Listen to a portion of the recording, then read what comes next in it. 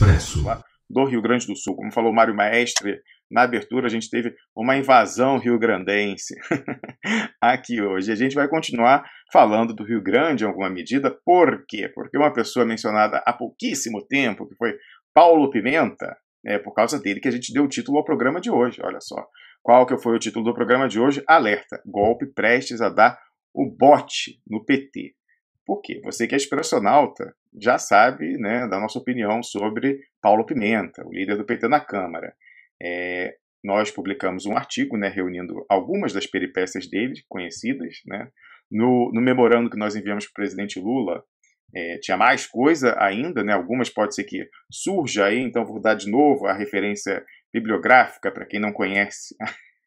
Quem não conhece ainda, né, a palavra do primo do Paulo Pimenta, Maico Pimenta, né? Até o sobrenome é o mesmo, vou botar aqui, é só você ir lá duplaexpresso.com, deixa eu botar aqui, fazer o caminho junto com você, expressionauta, se você não fez isso ainda, lá em duplaexpresso.com, você vai no campo de pesquisa, no campo aqui superior, e coloca, olha, paga, só precisa botar paga, aí dá enter para buscar, vai ser o primeiro resultado, ó, exclusivo a quem serve a militância paga, de Paulo Pimenta vai te dar música Eugênio Aragão. Abrindo aqui, você vai encontrar uma matéria do telejornal lá da RBS, mas aí você fala, mas então é uma afiliada da Rede Globo. Mas o jornalista que fez essa matéria, segundo eu colhi com fontes, inclusive algumas delas ligadas ao PT, é uma pessoa muito séria e que só sai a campo, só expõe o pescoço dele quando ele já tem um dossiê completo. E, de fato, ele tinha um dossiê completo quando ele foi aqui, ó, dar essa entrevista. Ele tinha encontrado o primo do Paulo Pimenta, Maico Pimenta, dizendo aqui no vídeo, ele é entrevistado, não sei em que ponto, mas ele fala, eu atuava como laranja do meu primo Paulo Pimenta em atividades aí clandestinas, tinha uma atividade para esquentar dólares frios lá que vinham do Uruguai, usando contratos fictícios, contratos falsos de exportação de arroz, né? Então, exportação de arroz fantasma, inclusive lesando plantadores de arroz do Rio Grande do Sul, que dão entrevista nessa matéria, e da mesma forma o primo também diz que ele, se esquenta dólar com esse contrato frio de exportação de arroz, ele esquentaria, segundo o primo diz, esquentaria reais na rede de postos de gasolina lá em Uruguaiana, da família dele, né, do próprio Paulo Pimenta. Então está tudo isso aqui relatado pela família, era um caso que vinha aí pendurado no STF há uma década e depois da eleição desceu para primeira instância e tende, nesse ritmo, lá na primeira instância, a prescrever, a caducar. Então, você sabe disso, você sabe de outros elementos também que a gente falou, e isso é apenas a ponta do iceberg. Por quê? O primo, né, o Maico Pimenta, indicou duas formas de esquentar dinheiro frio. O problema é como surgiu o dinheiro frio. Como surgiu o dinheiro frio na região de tríplice fronteira, né? Dólares que precisavam ser esquentados e reais que precisavam ser esquentados. O que bomba na região de tríplice fronteira ali, Argentina, Brasil, Uruguai, né? Outra tríplice fronteira do Brasil. Bom, quem também sabia disso, além, né, das peripécias comerciais do Paulo Pimenta para além do Duplo Expresso, é o Ciro Gomes. O Ciro Gomes, né, ele quer distância do Paulo Pimenta. Então, por causa disso, e é interessante notar que no próprio programa do Juremir Machado, lá o Espaço Público da Rádio Guaíba, o Ciro Gomes, lá tem uma deputada estadual do PT, que fala, né, ele fala que quer a distância do Paulo Pimenta, e aí uma deputada estadual do PT que estava lá fala, não, esse negócio aí do Paulo Pimenta, dá uma chance, é um cara sério, eu conheço. E aí o Ciro Gomes conclui a entrevista, as últimas palavras que ele fala não, Paulo Pimenta, não quero nem papo, porque eu sei dos rolos dele lá no Uruguai. Eu achei aqui o vídeo, eu só não sei se... O Ciro Gomes já deu várias entrevistas para o programa do Juremir Machado lá, então não sei se vai ser a correta. Eu peguei aqui uma desse ano, eu acho que é essa, que tem a deputada aqui, que é uma por telefone. Olha só, vou botar, você vai ver que a última fala do Ciro Gomes, se for a entrevista correta, é essa. Então tá aí na tela. Espero que o pessoal lá do Juremir não derrube o nosso vídeo com base em direito autoral. Eu vou botar só o trechinho final aqui do Ciro Gomes falando do Paulo Pimenta. Essa deputada resolveu causar no final, ela mesma. É uma deputada estadual do PT lá no Rio Grande do Sul.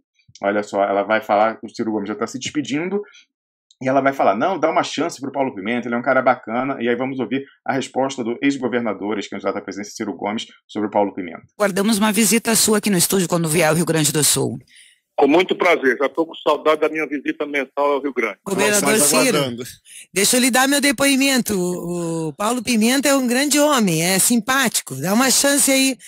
Se o teu problema é só relacional, tá? Nós temos um grande líder. Nós temos um grande líder.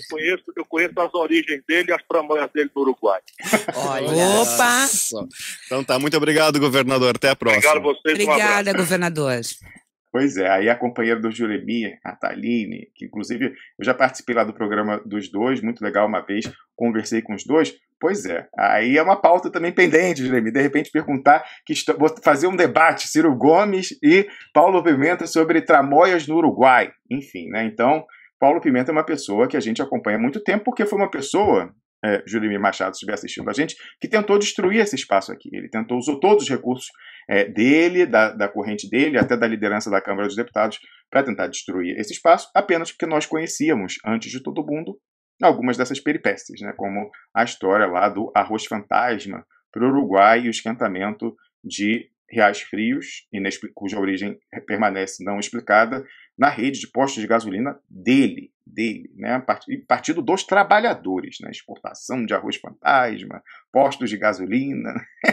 Esse aí nunca viu uma linha de montagem, né, nunca viu, certamente, né, trabalhador ali não tem muita coisa não. Mas enfim, né, fica aí essa sugestão de pauta adicional para além do Patriot Act Tabajara, as três pernas lá, o PL 2418, PL 1595 e PL 443, todos eles de 2019. Mais uma vez, está disponível lá no Twitter, é só você buscar o link para cada um deles na Câmara dos Deputados. Pois então, e aí, Luiz, você fica aí comigo até o fim do programa? Fico sim, com o maior prazer. Eu gostaria até de pontuar algumas coisas a partir do...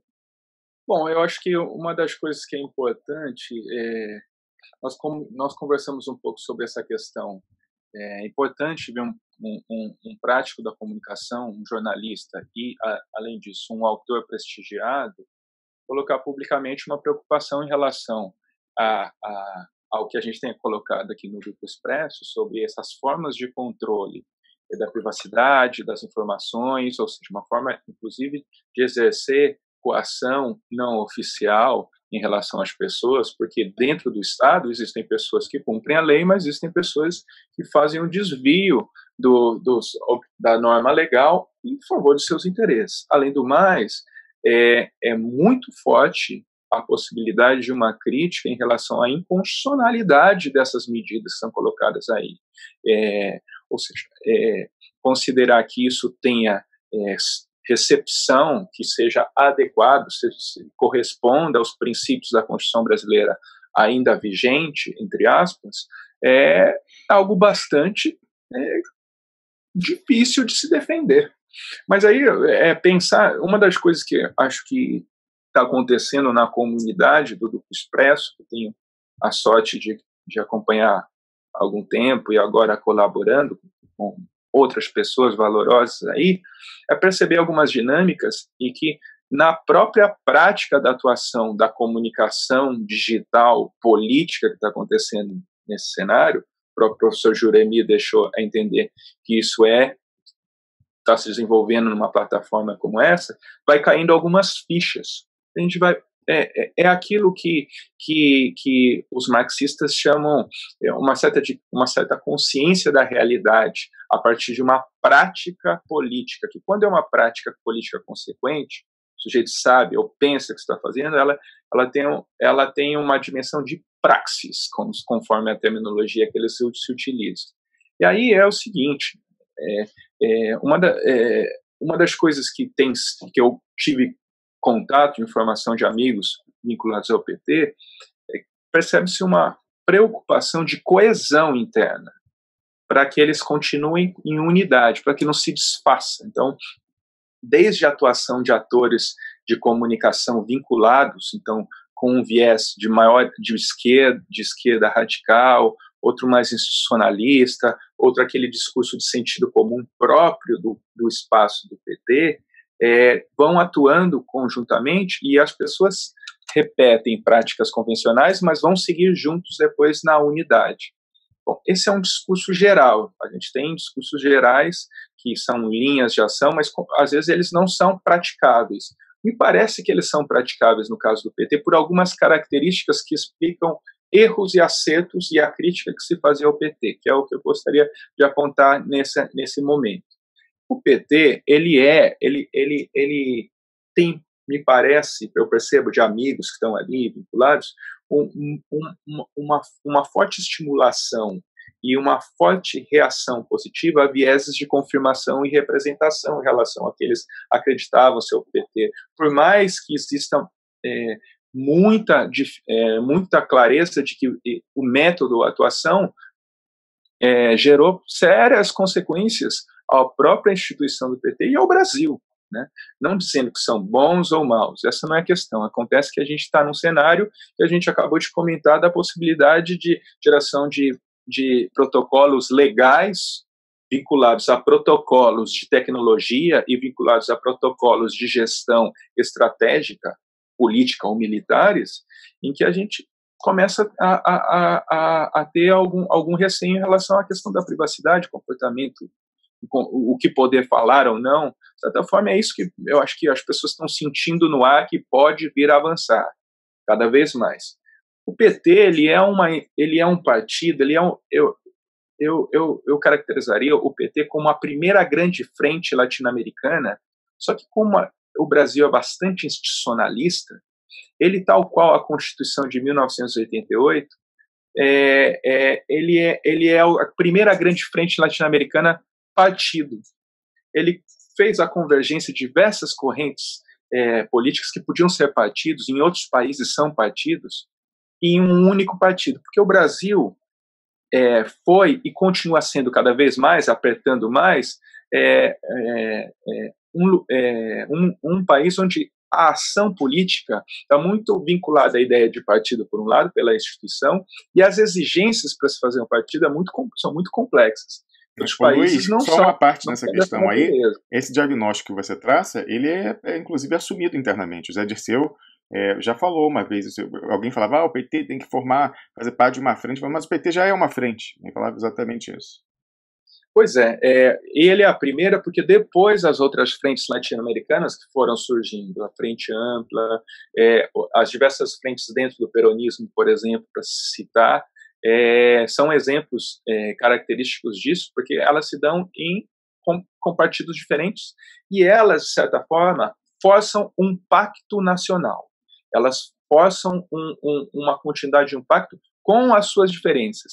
Essa dinâmica, no caso específico, o PT ele tem uma centralidade nacional. A gente não fala aqui do PT porque a gente tem ódio do PT. Não, ele tem uma centralidade, uma relevância política ainda, porque dentro do PT está uma parte importante de uma militância política de esquerda com qualidade ou com vínculos em sindicatos, em associações de bairro, associações de diversas funcionalidades políticas. É por isso que ele tem relevância tanto para estudo acadêmico quanto para atuação política prática. Então, a nossa centralidade, em primeiro lugar, que a gente está aqui buscando soluções no campo da esquerda, no campo nacional, no campo popular, e ele é ainda uma questão importante para a gente pensar essa questão. Essa institucionalidade que ele tem, ela é como a institucionalidade brasileira, formal e democrática. Por sinal, me parece que é o único partido que consegue ter uma boa performance em relação a isso, parecida com o que se dá no Brasil. Ou seja, o que é essa democracia formal? Você tem eleições, você tem grupos e eles atuam. Percebe-se no PT um retorno de características dessa eleição, dessa ideia de democracia. As pessoas estão se colocando. Mas, na prática, como o processo de democracia formal no Brasil, por detrás disso existem determinações, existe um aperto, existe o que realmente faz a coisa funcionar, determinações de ordem econômica. E qual que é a determinação de ordem econômica fundamental no PT? São as lideranças com mandatos. Elas são tanto legisladores quanto prefeitos, governadores, e aí elas têm uma capacidade de aglutinar esses diferentes atores que vão continuando a vida, vão mantendo a sua vida, né? Porque você está no campo político, te tira de outros. Ele cobra tanto tempo, reflexão, preparo, que você acaba se desvinculando de outros cenários, e porque também o Brasil não tem nenhum espaço. Existe uma demonização da política, por um lado, e a gente não tem uma democracia dinâmica que permita com que esse sujeito que atua na forma partidária saia, se desloque para outros espaços, por diversas questões complicadas que eu acho que não caberiam aqui. Mas Luiz, assim, só sobre essa questão daí, né, é importante registrar, o Piero Leiner já citou o trabalho de um antropólogo que estudou o PT e que falava que é uma bobagem falar em PT aparelhando o Estado, porque na verdade foi o Estado que aparelhou o PT, justamente comeu pelas beiradas, por dentro. Então o pessoal foi ganhando prefeitura, ganhando mandato de deputado, né, estadual, vereador, prefeito, deputado federal, etc., senador, e aquilo você forma cada um ali as entourage. Eles quando falam o mandato, né, eu aprendi esse vocabulário conversando, depois de começar a conversar com o político. Eu falo assim, não, o pessoal do mandato, né, o mandato é entourage, todo aquele pessoal que vive em torno, com a verba de gabinete, o salário, né, comissionado, etc., é toda uma estrutura que, obviamente, né, a primeira, aí já é Weber, né, a primeira função da burocracia é se reproduzir, se perpetuar. Então, logicamente que eles entram na lógica eleitoral e eleitoralista, mais que eleitoral, porque aquelas pessoas passam a viver disso. Todo mundo tem que pagar aluguel, todo mundo tem que pagar a escola particular do filho, se é de classe média, plano de saúde, etc. E olhando de fora, você vê a pessoa que é a cara do mandato, né? Aquela pessoa que é o mandatário, que recebeu o voto, você pensa que é aquilo, e que as posições da pessoa no debate parlamentar ou no debate com relação a políticas públicas se pauta pelo seu posicionamento. Mas muitas vezes você tem acertos ali dentro do partido, com outros partidos, com a instituição, a STF, por exemplo, negociação para manter a elegibilidade daquela pessoa, como a gente não viu no ano passado, o STF ameaçando algumas pessoas, alguns quadros do PT, de perder, com base na lei da ficha limpa, a sua elegibilidade, e aí você mata toda a entourage, né, que se formou, a claque em volta da pessoa, e, né, no final consegui, uns foram, uns caíram, outros ficaram. Por exemplo, um quadro forte do Rio de Janeiro, que era Washington Quaquá, ex-prefeito de Maricá e presidente do PT no Rio de Janeiro. Ele foi decapitado, então toda a sua entourage também foi decapitada. Ex-senadora Gleisi Hoffmann, atual deputada, estava prestes a ser degolada, achava que ia ser degolada, na semana seguinte não foi degolada e ganhou de 5-0 de uma maneira muito surpreendente. Teve algum acerto de bastidor? Não teve? Não sabemos. Desconfio que nunca saberemos.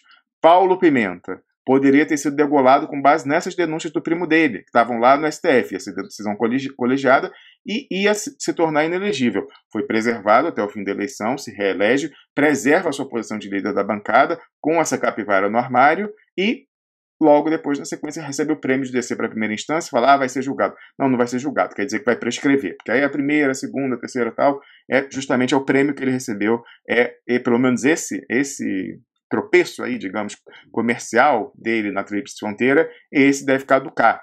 Então, você vê essas negociações que visam essa perpetuação, e é até legítimo, né? A gente fala, mas então é uma lógica fisiológica. Mas essas pessoas, em alguma medida, né? Quem que você pode exigir, principalmente de lideranças do partido da esquerda, que não tem uma preocupação fisiológica na reprodução, quando você sabe que quem pode ser político diletante é o empresário? O Antônio Hermínio de Moraes, ele foi deputado, voltou a ser o presidente do Grupo Votorantim.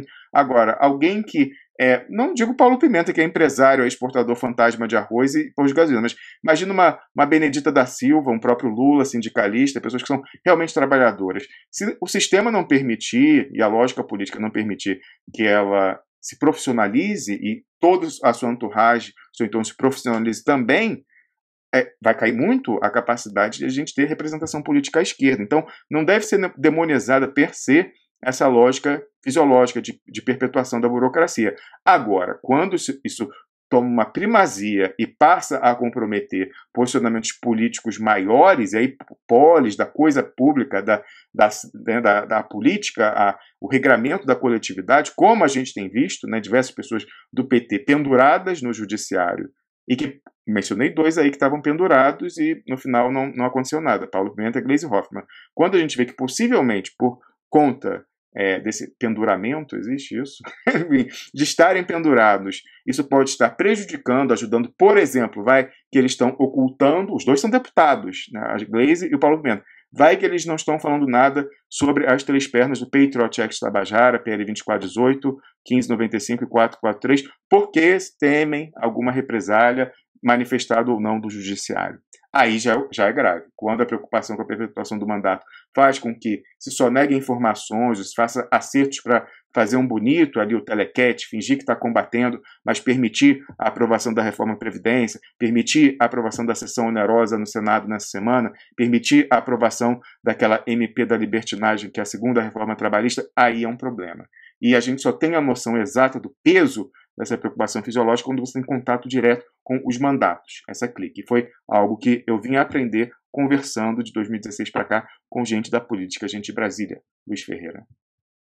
E é o que eu acho que então a gente consegue observar dessa conversa, essa reflexão, é perceber com um pouco os estratos de funcionamento. Então você tem um conjunto de pessoas que se aproximaram em determinado momento do Brasil, no início dos anos 80, com um impulsionamento, um propósito, uma problemática que era presente na transição da democracia e problemas percebidos por um determinado extrato da classe trabalhadora que, porque passou a comer, ter melhores condições e passou por determinadas pressões, um extrato subalterno, como a sociologia coloca, os mais pobres, também conseguiram se integrar a setores de classe média que estavam na política, estavam nos partidos comunistas, tiveram numa militância acadêmica, ou seja, nas universidades e tudo mais. Isso ainda existe. Essa gente toda se juntou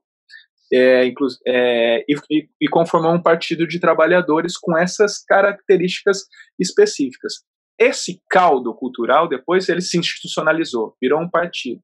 Ele tem uma forma jurídica e uma forma social, mas ele é determinada por uma outra forma, por uma outra dinâmica, para se manter, para continuar. E porque ela é mais forte do que esse caráter ideológico de início e também as relações dos grupos partidários, dos projetos políticos. Os projetos políticos, as bandeiras de lutas, passaram a ser denominadas por muitas agrupações como o mandato, como você disse. Isso é revelador do que é o caráter que determina, que influencia, que faz a coisa funcionar para valer. E essa forma de estabilização para a coisa funcionar no PT, ela tinha, diferentemente de outros partidos, e tem ainda, muita influência, capilaridade na sociedade brasileira. Porque você tem elementos ali que vieram do campo dessas camadas mais pobres. Então, ela tem uma característica de maior popularidade. O que eu quero dizer com isso? A popularidade são relações sociais. Alguém é mais ou menos popular à medida que a pessoa dele, ou o que ele fala, ou determinada forma como ele é observado, é conhecido por mais pessoas. E ainda é mais popular quando uma determinada característica dele faz as pessoas fazerem a mesma coisa juntos. E é esse o caráter importante para a gente entender um pouco a fala da professora Angélica, que é um tema complicado, mas é um tema que, como a gente está numa prática política de comunicação, a gente começa a entender mais e consegue entender profundamente como que é a dinâmica da política, na verdade, né? Só que essa característica de institucionalização e engessamento é a mesma que permite essa instituição se manter nessa ordem constitucional, que também tem uma casca, uma camada que seja das instituições, né? Primeiro, vamos dizer, o que seria essa ideologia no Estado? É a lei, é a ordem constitucional. Aí depois, para cima, você tem as instituições, são os mandatos. Então você tem, no caso específico, na dinâmica nacional agora, alguns conflitos estabelecidos institucionalmente de forma mais pública do que antes. E por quê? Porque num terceiro ponto, a determinação, o elemento econômico que no PT corresponde aos mandatos, às relações, que foi transformando muita gente, inclusive. né? Porque com o passar do tempo, como você disse, a pessoa tinha que comer, tinha que se manter, e ela não tinha mais como... Ela, às vezes, inclusive, por uma escolha radical, não podia mais aceder a determinados espaços. Era muito comum o sujeito que militava na fábrica não conseguir mais emprego depois naquele setor do que ele sabia fazer. Então ele se dedicou, pensa você, se dedica num campo especialista. O trabalhador, as escolas técnicas, como surgiu no período de 70 para 80, ou então na universidade. Fica um monte de tempo praticando e tendo, assimilando conhecimento daquilo. Aí cortam as possibilidades de você manter a sua vida. Acabava também sendo um fator que vinculava as pessoas. Só que isso gera limitações diante desse momento histórico que a gente está passando. Porque a determinação do Estado agora está coincidindo com influências da crise econômica internacional. Lá em cima, vamos dizer, lá em cima não, em outros países cuja a condição de capital e a condição de influência do capital e as condições político-econômicas, porque uma coisa não é separada da outra, eles exercem uma influência sobre os nossos setores de comando dos partidos, então, do campo político, do campo econômico, e agora aquilo que poderia parecer uma novidade para as pessoas, mas não para um marxista, alguém desse campo, também para os técnicos da burocracia nacional. A burocracia brasileira, ela já tinha de antemão uma característica. Quem ia para a burocracia? Eram as oligarquias ou as famílias que tinham melhor condição em cada região do país. Então, podia fazer uma faculdade, por isso era mais difícil fazer a faculdade, por isso era mais difícil conseguir ingressar no emprego público. Não necessariamente, em todo momento, o acesso ao emprego público foi com um controle de concursos públicos, como a gente obteve depois da Constituição de 88. Teve muita gente que ingressou na administração pública de forma diferente. Isso não é uma questão de valor de bom ou mal, é assim. Outra coisa importante é entender que a burocracia, ela é um elemento importante de uma sociedade do Estado. Os Estados modernos só avançaram tendo coesão burocrática. Eles podem, alguns Estados conseguiram influenciar essa burocracia, gerando uma elite burocrática, gerando parâmetros de como funcionar e objetivos, que são objetivos, inclusive, da ordem simbólica. Não é só chego de manhã, tenho que cumprir essa tarefa e saio. Não, são ideais que estão na cabeça de todo mundo. A França é conhecida como um caso de burocracia, ou os Estados Unidos, ou a Inglaterra, porque eles conseguiram obter esses três fatores. O PT, quando se estruturou dessa maneira, ele era mais organizado que outros partidos, tinha mais gente. Não era um partido de cada região que tem um dono, que é o típico partido de direita no Brasil. O resto vai ao redor dele, ele pode falar qualquer besteira, ou pode ser um sujeito com determinada formação, mas é ele que decide. Não, você tinha maior capilaridade dessa influência. Portanto, você tinha maior legitimidade popular. Isso se está perdendo na medida em que o discurso do partido e as ações do partido estão muito mais vinculadas em manter a sua coesão do que dar conta dessas dificuldades do que está acontecendo na sociedade brasileira, que não são só decorrentes do governo Bolsonaro. Elas são uma continuidade de um processo social que se estabeleceu de forma claramente marcada, pelo menos desde o último mandato da presidenta Dilma. E aí, quais são essas características de comportamento? Uma delas é ser menos popular no seu caráter, ou menos confiável, portanto, menos popular, a não ser que seja uma popularidade negativa. Não é à toa que o próprio Lula, recentemente, disse que as pessoas não entendiam porque ninguém gostava da Dilma. E se a Dilma, na forma pública, parecia ser uma pessoa comedida, cuidadosa e tudo mais.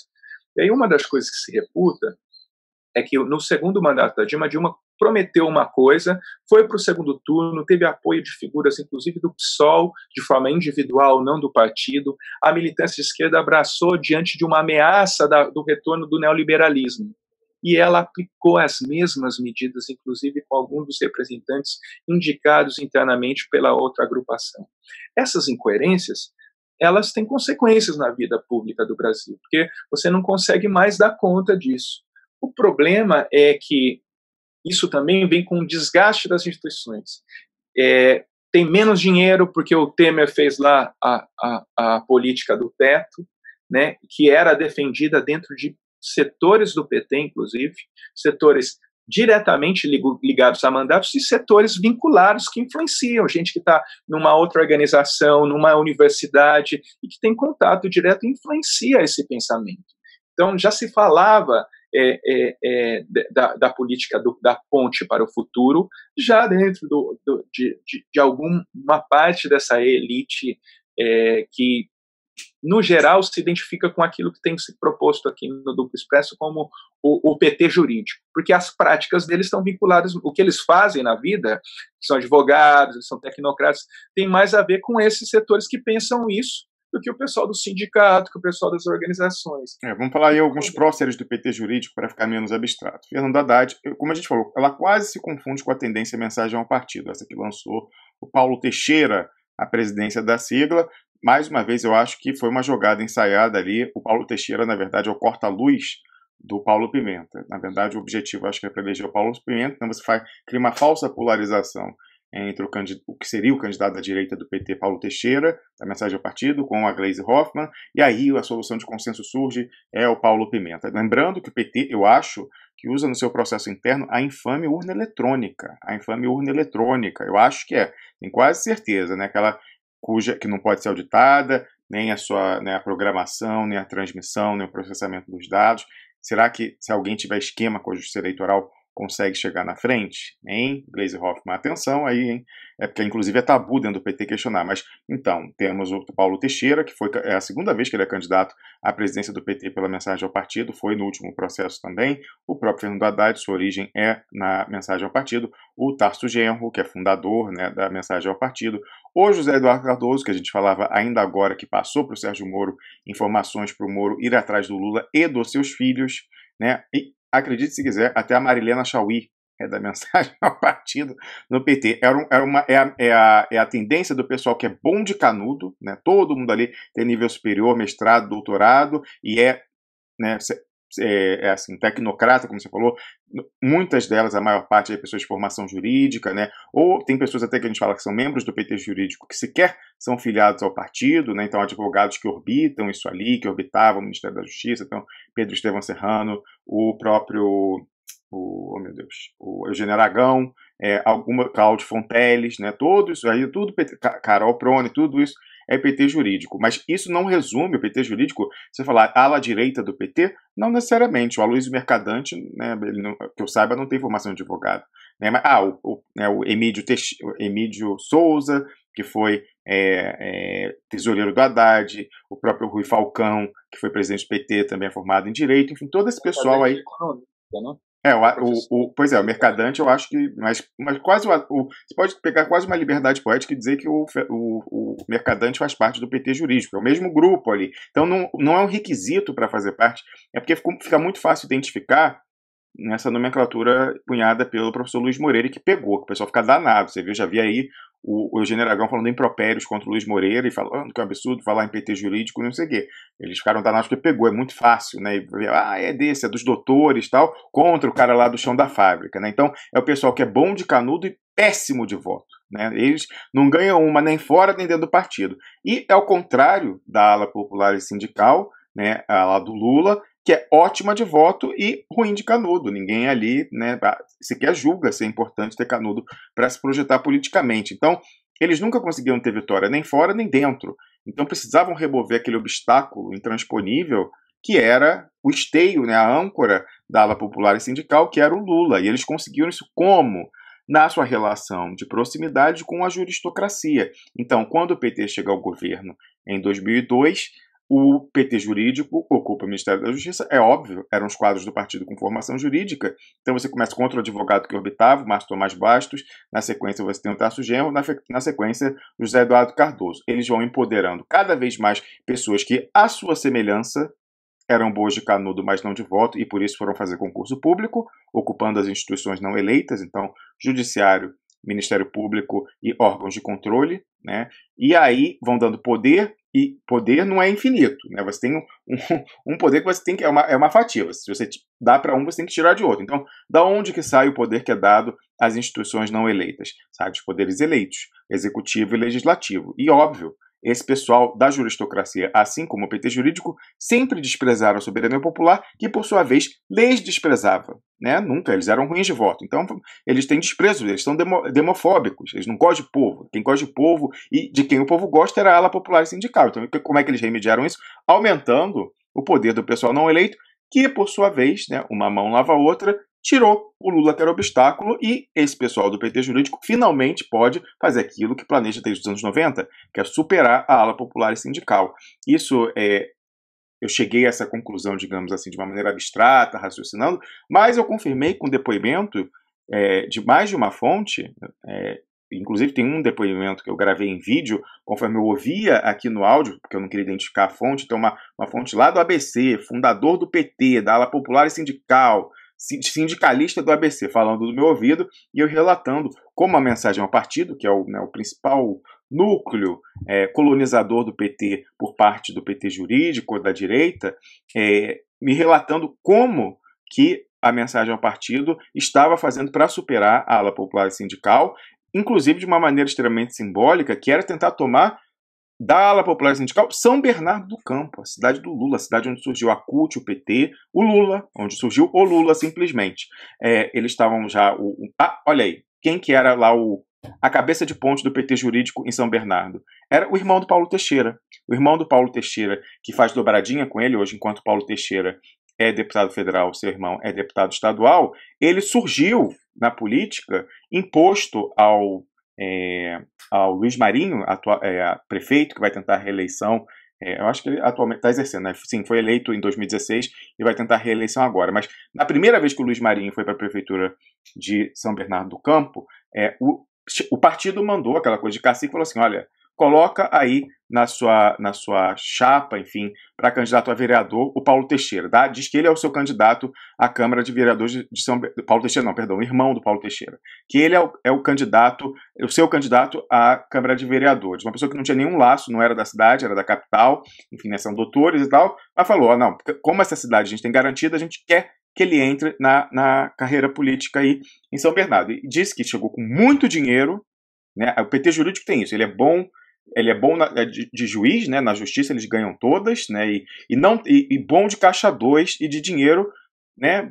Desconfia-se que da finança, já que eles representam os interesses da finança dentro do próprio PT. Então, eles têm muito dinheiro diante de caixa 2, sem nenhum medo de persecução penal, sem nenhum medo de processo. Por quê? Porque eles têm as costas quentes com seus amigos na juristocracia, no judiciário e no Ministério Público. Eles ajudaram quando estavam no Ministério da Justiça, esse pessoal ajuda eles, não indo atrás de caixa 2 deles. Você viu alguém do PT jurídico sendo processado em Lava Jato, em mensalão, etc. Não, você não vê, eles têm as costas quentes com o judiciário. E aí eles chegam lá com muito dinheiro, esse irmão do Paulo Teixeira não se elegeu vereador, ele elegeu ele mais 4, já chegou com a bancada dele, de tanto dinheiro que ele tinha conseguindo fazer. Na sequência ele dá um pulo, fica só 2 anos como vereador e vai para a Assembleia Legislativa e aí começa a fazer eleição em dobradinha com o irmão vai para Brasília e ele fica em São Paulo. E eu acho que são 3 irmãos, eu não sei se é esse segundo irmão, mas você vê o que é o PT jurídico. O que eu acho que é o terceiro irmão, eu acho, né, esse que é deputado estadual, está numa sociedade com outro prócer do PT, chamado PT jurídico, o advogado, constitucionalista e professor da PUC de São Paulo, Pedro Estevam Serrano. Os dois estão juntos advogando para Odebrecht, que é uma das responsáveis por colocar o Lula na cadeia. Eles dois advogam ganhando dezenas de milhões de dólares para Odebrecht em todos os casos da Lava Jato fora do Brasil. Se fosse dentro do Brasil, era muito descarado. Peraí, como que pessoas que ficam lá fazendo Lula livre, estão advogando, ganhando dezenas de milhões de dólares da Odebrecht? Ficaria esquisito. Então, você não está sabendo disso porque é na Colômbia, no Peru, no Equador, na Venezuela, enfim, na Argentina, sei lá, onde mais tem, Paraguai, etc. E aí eles ganham esse dinheiro. Né? Então, você vê... Aí você fala, pô, mas não é um conflito de interesse? São pessoas do PT que ficam fazendo Lula livre, estão advogando para o Odebrecht, que está colocando o Lula na cadeia? Ora, o José Eduardo Cardoso não era ministro da Dilma e foi lá entregar para o Sérgio Moro o mapa da mina para ir atrás do Lula e dos seus filhos? Isso é PT jurídico, né? Isso é PT jurídico. Isso o pessoal fala, a ala direita do PT vai além. Sim, vai além, mas o PT jurídico é importante conceitualmente para você entender essa promiscuidade com o judiciário, que é fundamental, inarredável, incontornável, para você entender como a gente parou aqui, como a gente veio, onde a gente está. Então, por isso que é importante você sempre ficar atento aos movimentos, o lançamento da candidatura do Paulo Teixeira, que não tem nenhuma chance. Qual foi a primeira tentativa do PT jurídico? Foi o Haddad. O Haddad, na campanha, ele foi para a CNB, a Construir do Novo Brasil, que é a tendência do Lula, mas ele foi como a cabeça de ponte, né?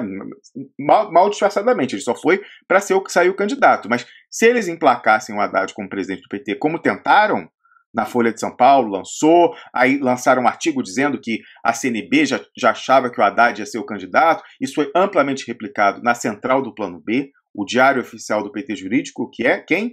O Brasil 247, e é por isso que eu estou achando que o Paulo Teixeira entrou nessa como corta-luz, aquele que vai fingir, né, atrai a marcação, né, do time, e aí, na verdade, quem vai marcar a sexta quem vai ser o candidato real do PT jurídico é o Paulo Pimenta, que sequer faz parte do PT jurídico. Então, qual um elemento, um indício a mais de que o verdadeiro candidato do PT jurídico é o Paulo Pimenta? Porque a gente sabe que o diário oficial do PT jurídico, a central do Plano B, é o Brasil 171, né? O Brasil 171. E qual ficou sendo a matéria de destaque durante a manhã no Brasil 171? E que ainda está lá nas mais, né, lá em cima, que eles querem que você veja. Essa entrevista do Brasil 171 com Paulo Pimenta, dizendo: Paulo Pimenta se lança candidato à presidência do PT. E aí diz ele, abre aspas para Paulo Pimenta, né? Podia abrir aspas para o primo dele, ou aí, pessoal do 247, abre aspas aí, chama o primo dele para falar o que ele acha do Paulo Pimenta como candidato para a presidência do PT. Então aí ele falou, é preciso um partido diferente para esse novo momento, um partido militante, coeso, combativo, com nitidez programática, que tenha preocupação permanente de formar sua militância, um partido que seja firme e ao mesmo tempo não sectário com os aliados de Paulo Pimenta, que decidiu concorrer ao partido.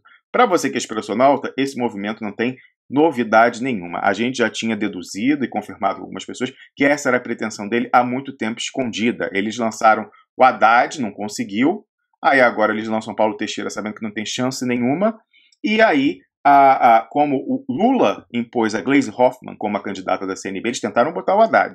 Né? A imprensa dizia que ia ser. Mônica Bergamo e 171, não conseguiram.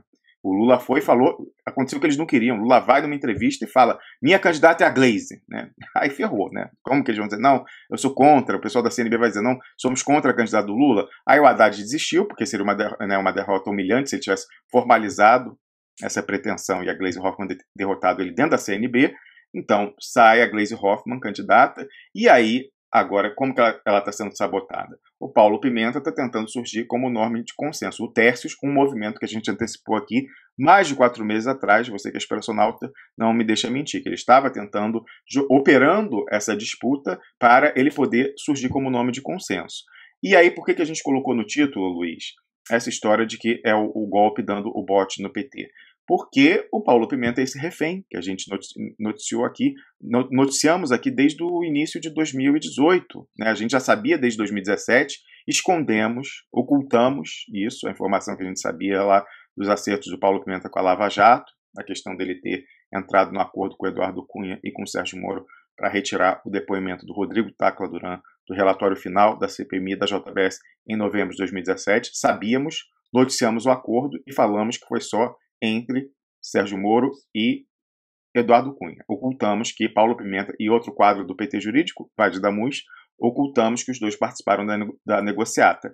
Eu, antes de noticiar, até mesmo não colocando eles, antes de noticiar, para me ajudar a decidir sobre a conveniência ou não digo que se ia publicar ou não precisei chegar a esse dilema, porque eu entrei em contato com fontes ligadas ao próprio presidente Lula, com fontes na direção do PT, as mais altas fontes na direção do PT, e foi me informar no início de 2018. Vem cá, esse negócio dos dois lá, Paulo Pimenta e Vade Damus, acertando com o Sérgio Moro e com o Eduardo Cunha de tirar o depoimento do Tacla Duran, que era explosivo contra o Sérgio Moro, explosivo contra a Lava Jato, e que, portanto, ajudaria o presidente Lula. Isso aí é um acordo, né, uma orientação partidária, foi uma orientação do Lula, conseguiu algum acordo, alguma coisa, aí todas me falaram, né? Lula não tem nada a ver com isso, sequer está sabendo dessas tratativas, confiou nesses dois para serem os seus olhos e a sua boca no sistema político, político institucional ali, tanto com, né, representações na PGR, né, solicitações ao STF,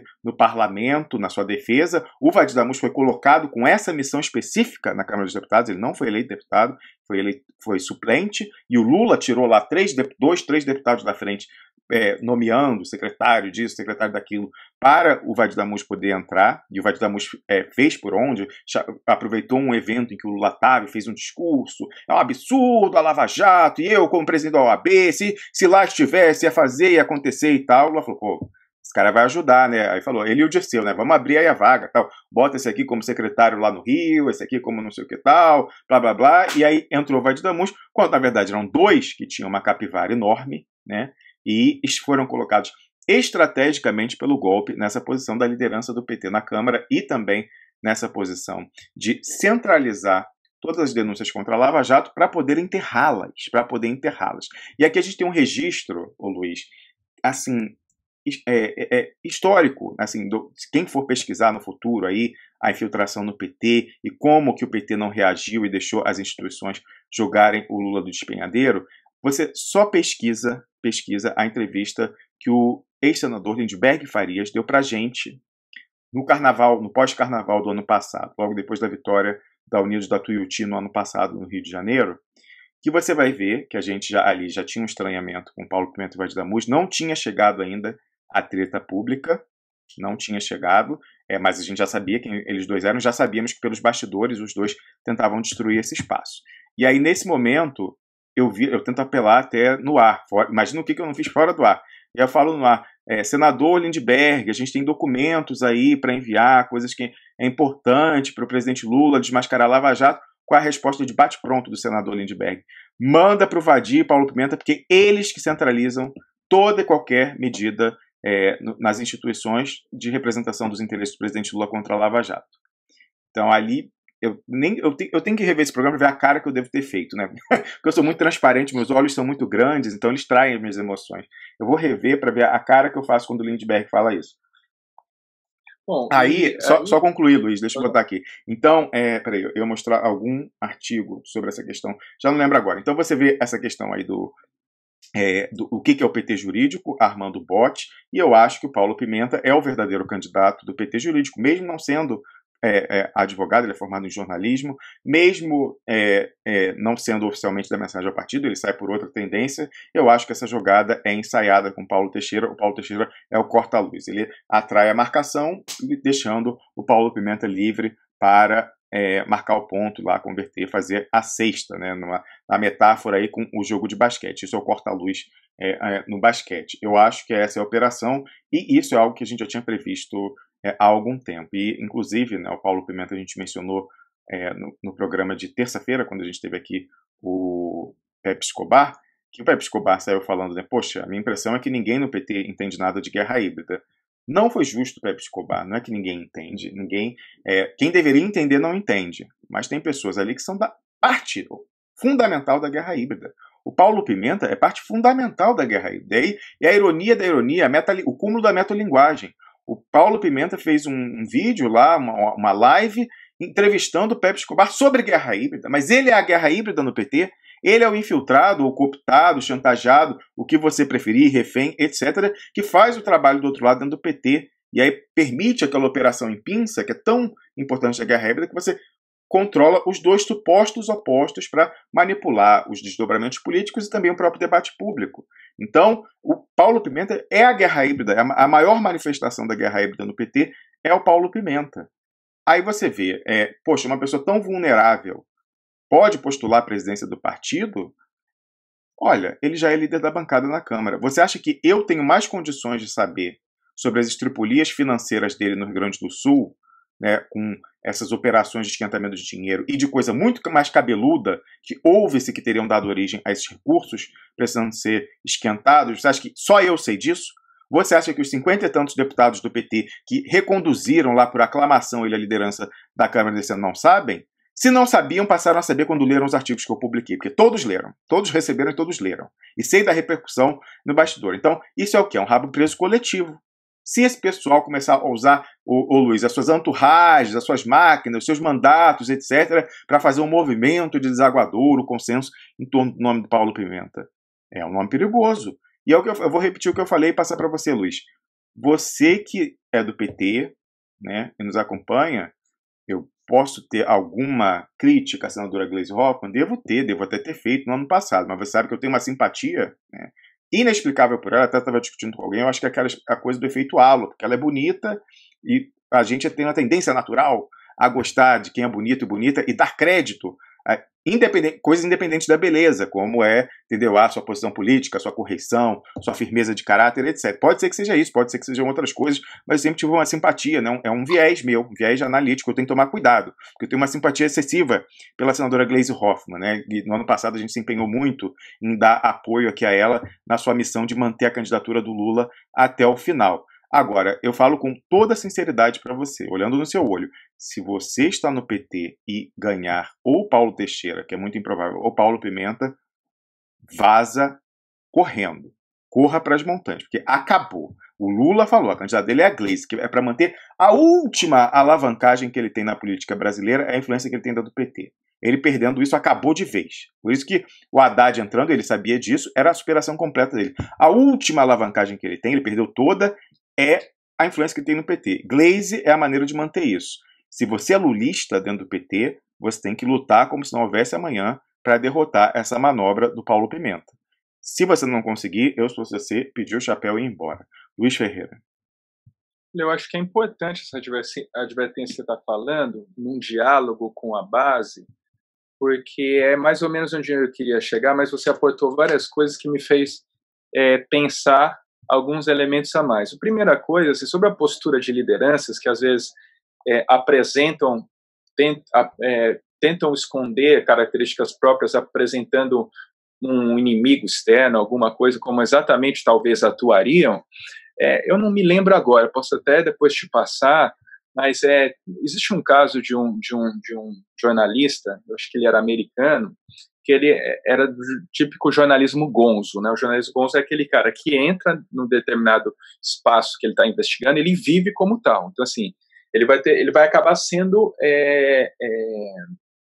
ele vai acabar se convertendo um pouco naquilo, né?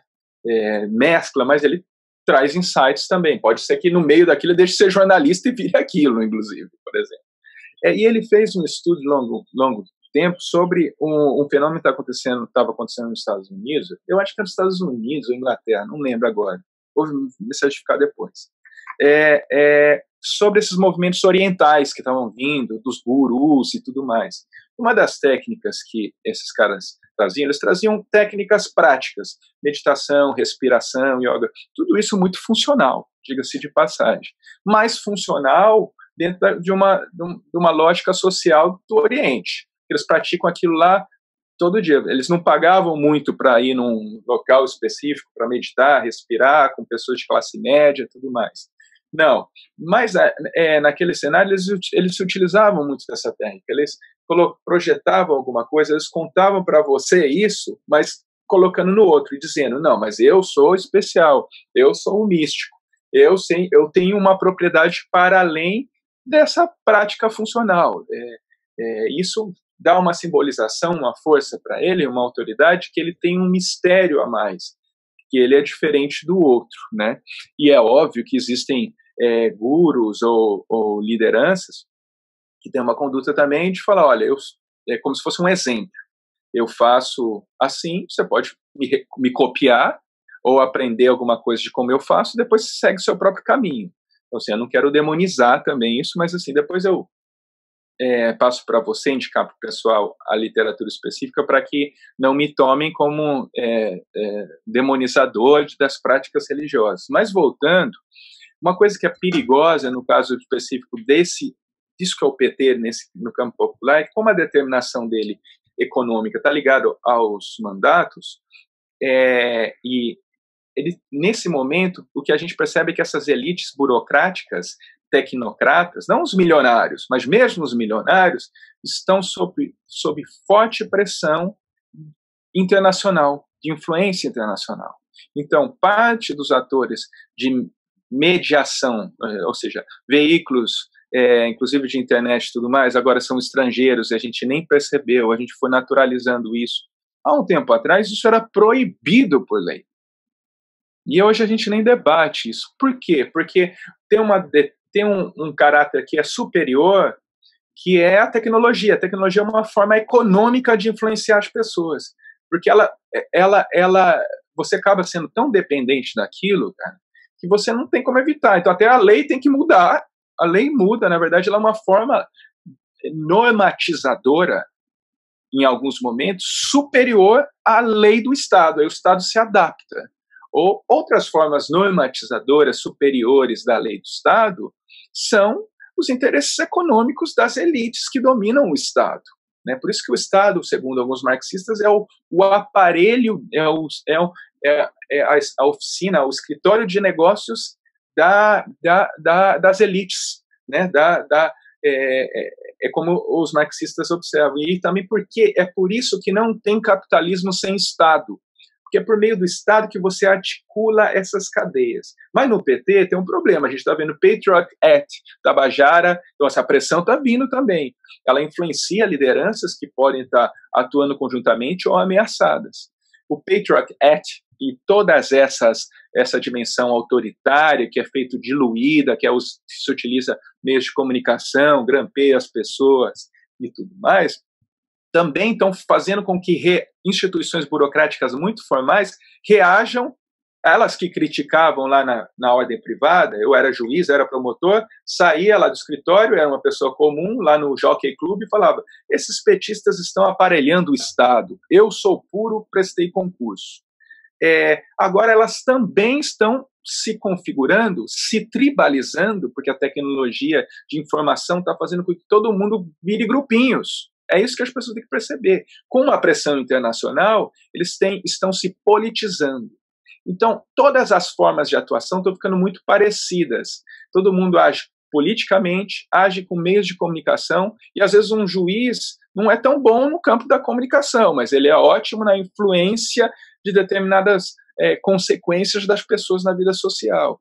E antes a gente separava essas coisas. Essa separação dava uma maior segurança para a sociedade como a gente vivia, dava maior liberdade, de certa forma. Os pobres, nessa, sofrem a pior das pressões. Então, quanto mais você sendo pobre no seu bairro, sendo pobre ou vulnerável, dentro do PT, sendo pobre, vulnerável, dentro do Estado como funcionário público, sendo pobre, etc., você sofre muito maior influência, aperto, nessas disputas que vêm de cima e começam no exterior.